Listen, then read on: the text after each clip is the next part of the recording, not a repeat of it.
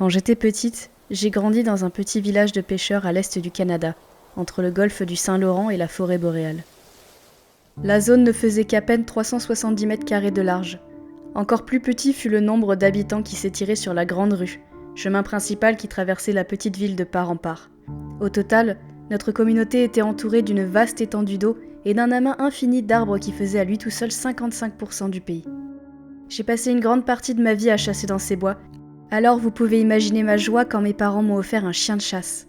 Sandy était un Shetland, et bien que ces chiens soient plus efficaces dans la protection des troupeaux que dans la chasse, cela ne m'a pas empêché de l'emmener à chacune de mes excursions. Sandy était tellement habitué à m'accompagner chasser qu'il avait pris l'habitude de se réveiller à l'aube et m'a même plusieurs fois aidé à traquer des petits gibiers à travers des coins denses de la forêt. Ce chien n'était pas ma propriété et n'était pas traité comme s'il m'appartenait. Sandy était un membre de la famille, le meilleur des compagnons et mon ami le plus proche. Je me souviens avec joie de toutes les fois où il s'est installé sur le siège avant de mon pick-up, prêt à se promener n'importe où dans la forêt. Je peux dire avec certitude qu'aucun autre chien ne pourra combler le vide que Sandy a laissé dans ma vie.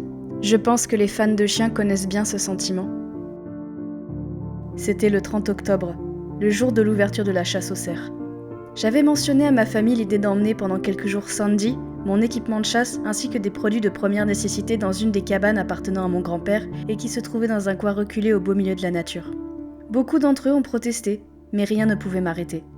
Je voulais chasser dans une zone qui n'avait pas déjà été vidée par des chasseurs hors la loi plus tôt ce mois-ci.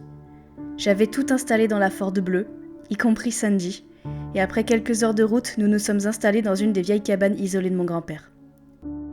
J'ai passé une grande partie de ma vie dans la nature. J'ai vécu plusieurs expériences surprenantes, mais la plupart avaient une explication rationnelle et scientifique. C'est pour ça que je n'ai pas vraiment fait attention au comportement étrange de Sandy les premières nuits, que j'attribuais à l'inconfort qu'un chien pouvait ressentir lorsqu'il entendait au loin des cris de coyotes, de loups ou d'élan. Cette zone n'avait pas été dérangée. La faune aussi avait fait son petit nid. La première nuit était relativement normale. J'avais installé le lit de Sandy dans un coin du salon, à côté de la télé qui semblait tout droit sortir des années 90. Je me disais que je laisserais à Sandy l'option de se poser quelque part, bien qu'il avait l'habitude 9 fois sur 10 de dormir collé à moi. Aux alentours de 22h, Sandy se mit à gémir tout en fixant la porte d'entrée. Je me disais qu'il avait probablement besoin de pisser, alors j'ai ouvert la porte pour le laisser sortir, sans trop m'inquiéter de voir mon meilleur ami s'éloigner.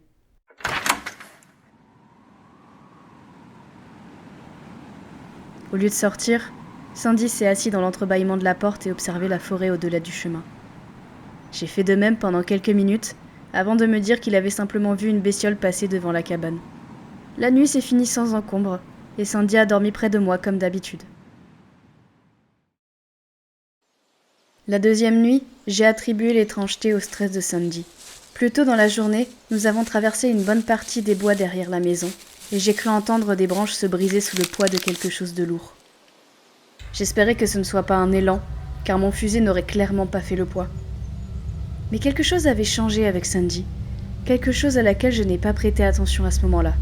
Il s'est appuyé sur ses pattes arrière, son torse contre le sol. Il a montré les dents et s'est mis à grogner contre le vide. Je pensais repartir chasser plus tard, une fois qu'il se sentirait mieux et que cette chose se serait éloignée. Mais une fois à l'intérieur, il refusa de bouger. Même quand je lui ai dit d'aller dehors pour faire ses besoins, il est resté devant la porte gémissant.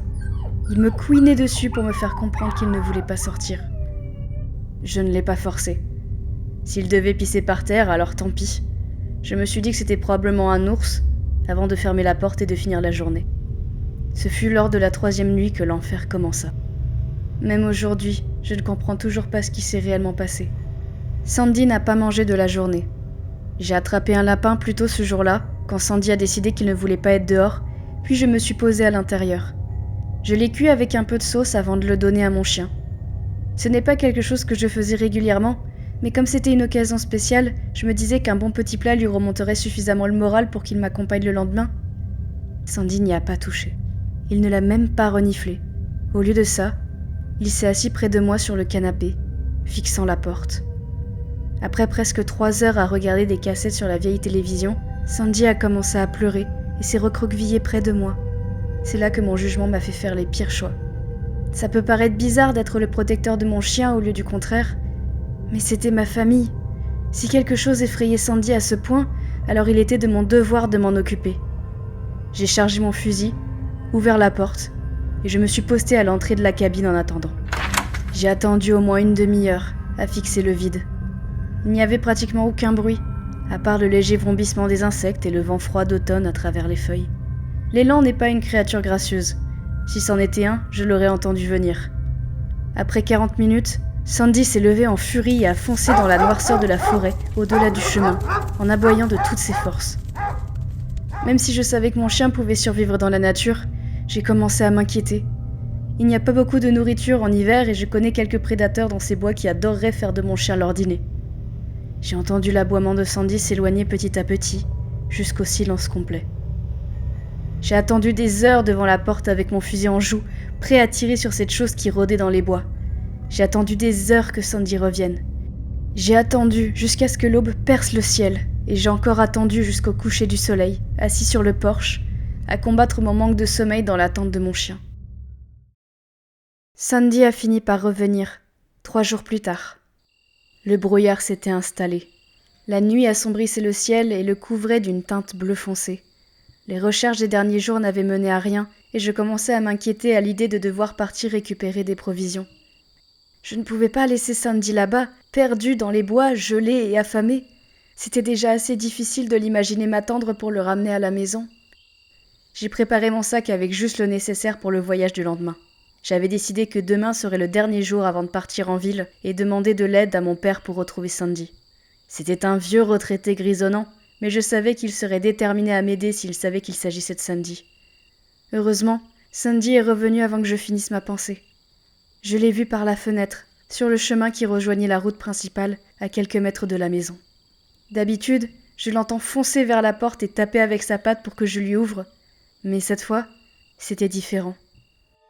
J'apercevais le reflet de ses yeux, tels des perles verdâtres qui transperçaient l'épais brouillard encerclant la maison. Au début, j'ai cru que c'était un animal sauvage, mais la forme de son corps à travers la brume ne me laissa aucun doute. Pourtant, malgré tout, je me suis mise à hésiter. Il y avait quelque chose de différent dans son langage corporel. Je suis restée devant la fenêtre pendant encore quelques instants, avant que ma raison ne remplace mon mauvais pressentiment. Sandy était peut-être blessé, ou pire. J'ai ouvert la porte d'entrée, mais il n'est pas venu tout de suite. Non, il se tenait là, à me fixer intensément. J'ai sifflé pour le faire venir. « Viens Sandy, viens mon pote !» La façon dont il bougeait était différente. C'était comme s'il s'était disloqué la hanche. Ses pattes changeaient de direction à chaque pas, comme s'il avait oublié la bonne façon de marcher.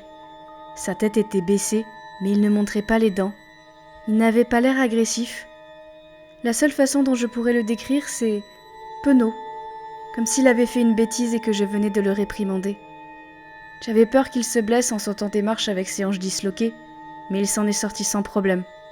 Son dos se tordait un peu, étrangement, et ses pattes se sont quasiment retournées sous son corps, mais il n'a pas glissé.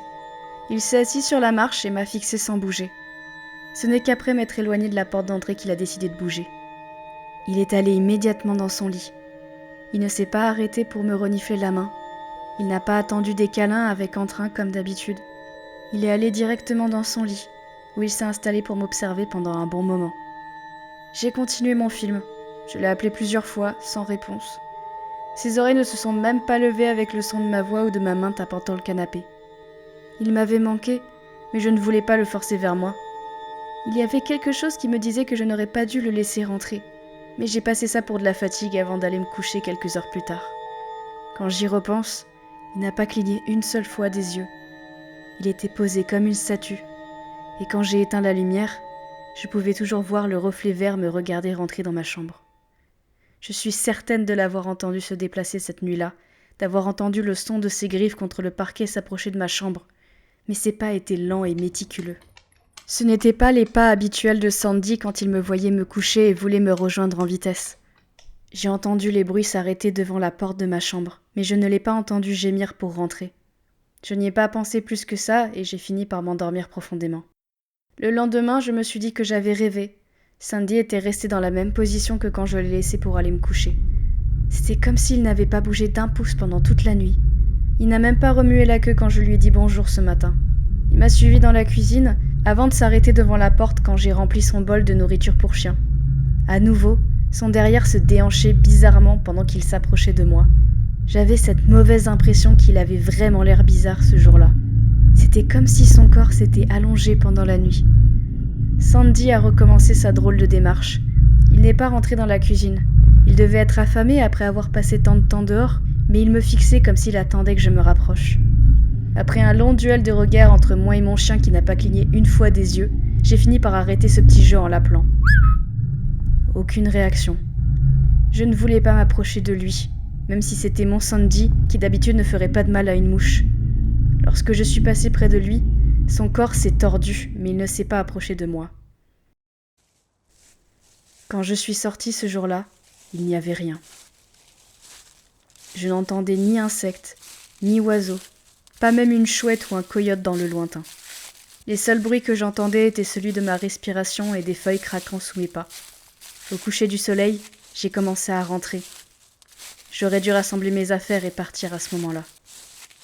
Derrière les arbres, avec la maison à peine visible, j'ai compris pourquoi les animaux avaient abandonné les lieux. D'habitude, quand il y a un massacre d'animaux, cela signifie que quelque chose ne va pas avec la zone, et la faune est suffisamment intelligente pour fuir cet endroit comme la peste. Des centaines d'écureuils éventrés jongeaient le sol en un cercle quasi parfait. La plupart avaient été dépecés, mais quand je me suis retournée pour vider le contenu de mon estomac, j'ai pu voir que certains étaient retournés comme des gants. Je n'ai pas pu m'arrêter de vomir à répétition en essayant du mieux que je pouvais de traverser le cercle d'organes et de corps en bouillie, à cause de la vision, mais également à cause de l'odeur insoutenable qui émanait du lieu. Je ne sais pas depuis combien de temps ils étaient là, mais si je les avais remarqués plus tôt, j'aurais pris la fuite avec Sandy le plus vite possible. Petit à petit, les cadavres se faisaient plus rares, avec un écureuil mort çà et là. Le plus gros cadavre que j'ai pu trouver était à quelques mètres du parc des horreurs. C'était un cerf. On aurait dit que quelqu'un l'avait dépecé vivant, du cou jusqu'au derrière, et avait mis la peau à sécher pour en faire du cuir. Je ne sais pas depuis combien de temps il était là, mais l'odeur était celle d'un cadavre vieux de plusieurs jours. Malgré tout, aucune mouche ne s'était posée sur le corps. Le cerf était décapité juste au-dessus des épaules, et quand je me suis rendu compte que ses organes avaient été retirés, j'ai pressé le pas. Heureusement, la cabane n'était pas loin. Après un dernier haut-le-cœur, j'ai aperçu Sandy m'observer depuis la fenêtre. Je tentais de me ressaisir, de me dire que le comportement étrange de Sandy venait peut-être d'un traumatisme. Je sais que c'est bête d'y penser maintenant, mais à l'époque, c'était la seule explication qui me permettait de rester saine d'esprit. Sandy devait savoir que quelque chose n'allait pas dans ces bois, et j'aurais dû prendre ça comme un avertissement et déguerpir à la seconde où je m'en suis rendu compte. Une fois la porte fermée derrière moi, j'ai commencé à faire hâtivement mes valises avant la tombée de la nuit. Sortir sur le sentier la nuit serait trop dangereux, les collines de Kelly's Mountain étant très abruptes. Une mauvaise manœuvre et je me serais retrouvée très facilement au fond d'un ravin. Je ne voulais pas rester une nuit de plus, mais je n'avais pas le choix. Je suis rentrée juste avant le coucher du soleil, et la forêt était une fois de plus plongée dans le noir. Je n'ai pas fait attention à Sandy. Il s'est contenté de s'asseoir sur son lit et de m'observer faire mes bagages. En regardant vite fait, il avait l'air de me fixer un peu plus intensément que d'habitude. Lorsque je suis partie me coucher, il était impossible de m'endormir avant plusieurs heures. Il devait être entre 4 et 5 heures du matin quand je l'ai entendu. Le son d'un sifflement. Le même sifflement que je fais pour appeler mon chien. Je me suis levée en sursaut quand je me suis rendu compte que la personne qui a éventré, éviscéré et dépecé ces écureuils avait pu s'introduire chez moi. La porte de ma chambre n'a heureusement fait aucun bruit quand je l'ai ouverte. J'ai attendu un instant, en écoutant quelqu'un appeler mon chien avant d'enfin oser sortir ma tête afin de voir qui avait pu blesser Sandy. La porte d'entrée était ouverte. Tout ce que j'ai pu voir était l'arrière de Sandy, trop long et disproportionné, collé à la porte. Cette chose qui essayait d'imiter mon chien était en train de siffler, comme pour appeler le vrai Sandy. À ce moment, je l'ai vu se recourber vers le sol et dire, de la voix la plus terrifiante que j'ai jamais entendue, J'ai alors refermé ma porte aussi doucement que je l'avais ouverte. Je ne sais pas combien de temps j'ai attendu, adossé contre la porte. Je me souvenais avoir laissé mon fusil dans le sac accroché au porte-manteau.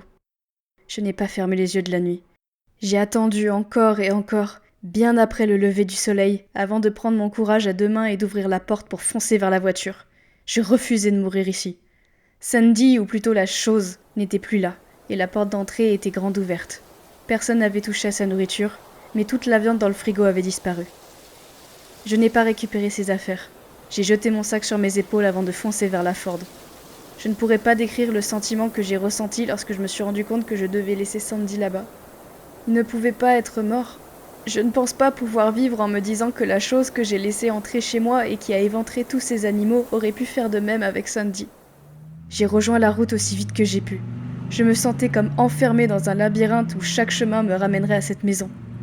Quand je suis enfin arrivée sur la route bétonnée en direction de la ville, j'ai commencé à souffler, à me dire que j'étais enfin en sécurité. Dès mon arrivée sur le bitume, j'ai senti quelque chose briser le pare-brise arrière. J'ai pu apercevoir la tête décapitée du cerf se détacher des bouts de verre brisés et tomber sur le siège arrière. J'ai sangloté pendant la quasi-totalité du voyage, en serrant le volant tellement fort que mes phalanges en devenaient blanches. J'aurais tellement voulu donner une bonne fin à cette histoire. J'aurais tellement voulu raconter que j'ai retrouvé Sandy qui m'attendait à la maison. J'aurais tellement voulu que ça se termine ainsi, comme une expérience traumatisante dans les bois que j'aurais fini par oublier. La nuit dernière, j'ai eu du mal à dormir. Je me repassais en boucle tout mon voyage à Kelly's Mountain. J'ai compris que je ne dormirais pas avant un moment. Alors je suis restée allongée, à écouter le bruit du vent à travers la fenêtre ouverte. J'aurais juré avoir entendu le sifflement que je faisais pour appeler mon chien aux abords de la forêt. Si vous partez en voyage avec votre chien, ne le laissez pas loin de vous trop longtemps. Ce qui reviendra ne sera peut-être pas votre chien.